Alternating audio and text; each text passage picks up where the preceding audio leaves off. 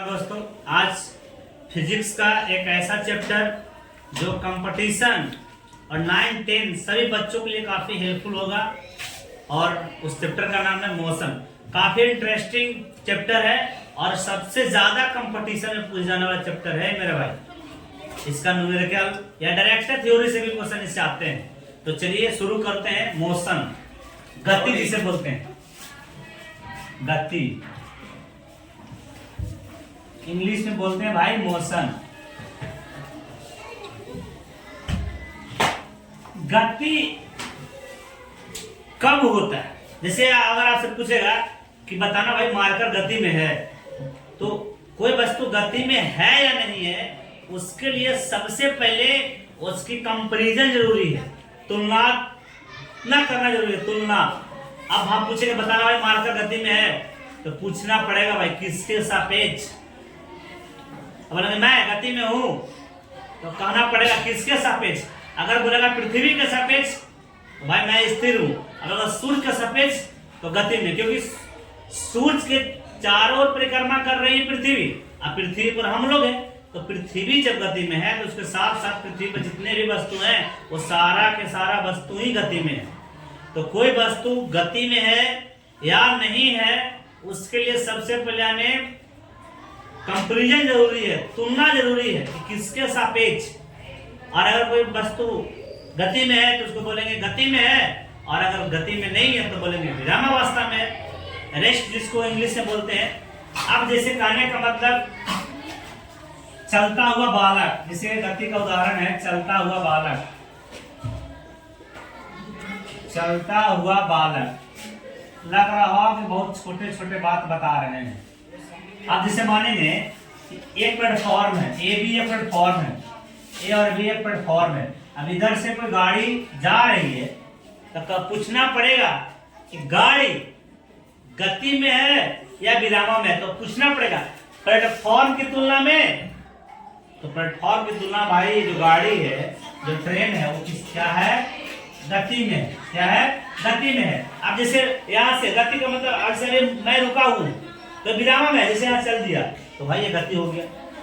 अब यहाँ से मैं फिर घूमा, फिर यहाँ चला तो गति हो गया। माने अगर कोई वस्तु अपना स्थिति बदल दे, अपनी प्रारंभिक अवस्था बदल दे, तो उसको हम कहेंगे कि वो चीज गति में है। अब ये जरूरी नहीं है कि अवस्था बदलना ही जरूरी है। अब भाई जैसे मैं बात करता हूँ पंखा, फैन, क्या जो फैन है वो क्या अपना अवस्था तो नहीं बदलता है? अवस्था तो नहीं बदलता, वहीं पे रहता है। लेकिन क्या जरूरी है कि अवस्था बदलाव होना चाहिए? जरूरी नहीं है। तो इस गति को समझने के लिए आपको बहुत छोटी छोटी बातों को दिमाग में रखना पड़ेगा।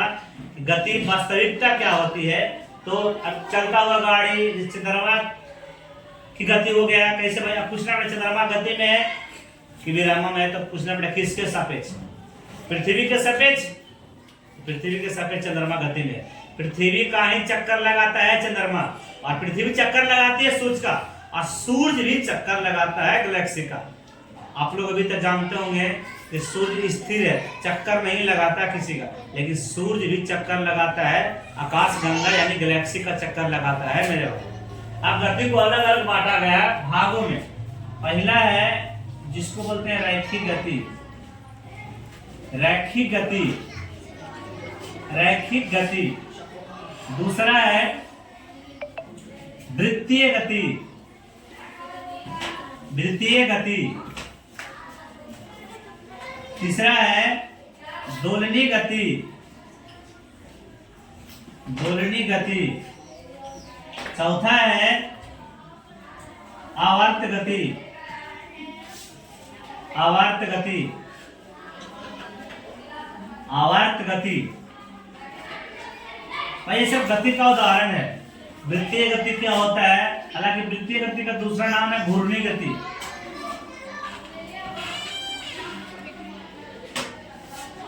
घूर्णी गति, इसको घूर्णी गति भी बोलते हैं।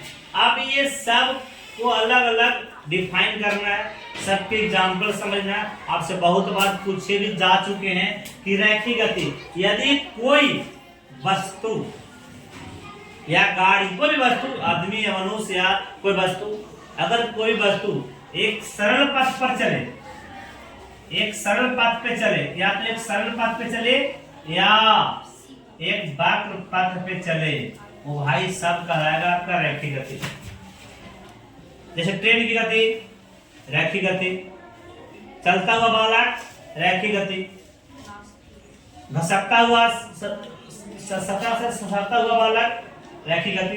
तो ये भाई गति में इसमें तो या तो वस्तु सरल रेखा में चलेगा या इसमें वक्र रेखा में चलेगा, ये आपको कहलाएगा रैखिक गति। अब वृत्तीय गति क्या होता है भाई? वृत्तीय गति में जो वस्तु है एक अपने पथ पर चारों ओर,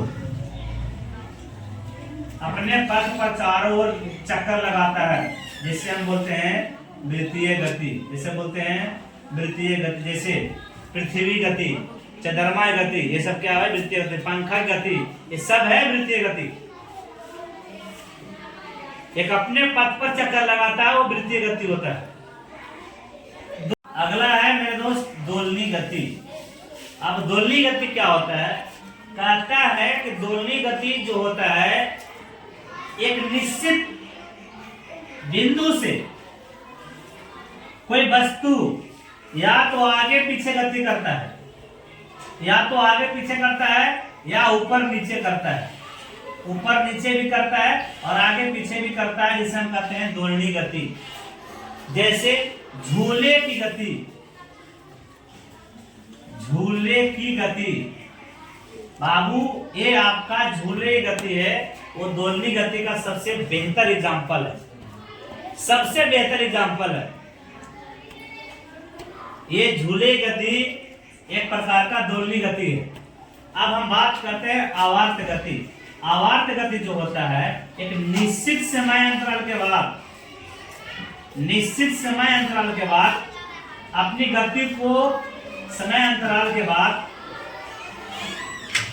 के बाद एक निश्चित समय अंतराल के बाद अपनी गति को दोहराता है, बार बार दोहराता है। एक निश्चित फिक्स टाइम होना चाहिए। ऐसा नहीं कि जब मन तब, अभी चक्कर लगाया 10 का मिनट में, फिर लगाया 20 में, ऐसा नहीं। अगर 10 में तो बार बार 10 में। इसका सबसे बेस्ट एग्जांपल है मेरे भाई सिलाई मशीन की सुई की गति। सिलाई मशीन